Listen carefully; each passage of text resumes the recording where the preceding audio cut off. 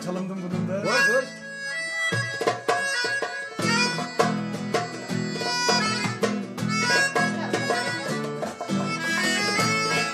Gel.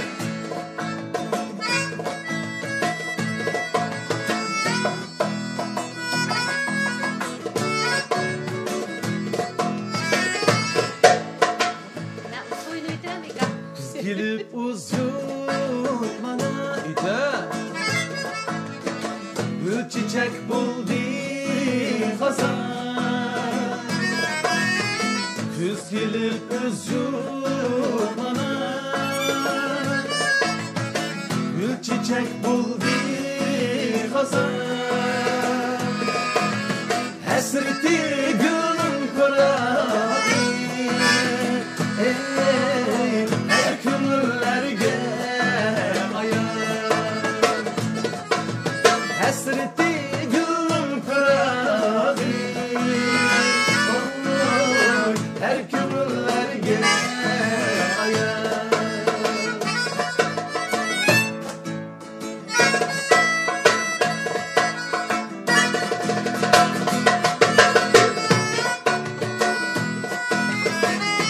Gel.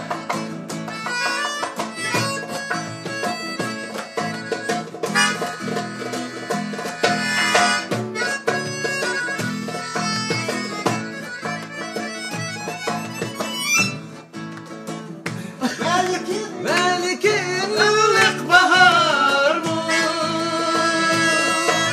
Çiğdemez buna hamar. Melikin ılık bahar mı? Çiğdemez şuna hamar. Kadriga yetkin kıvır.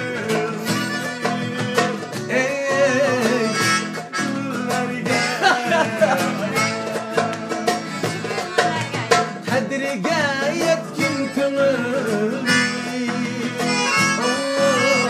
Erzini kıldım Kadriga yetkin kımır. Ey kımırlarga ayar.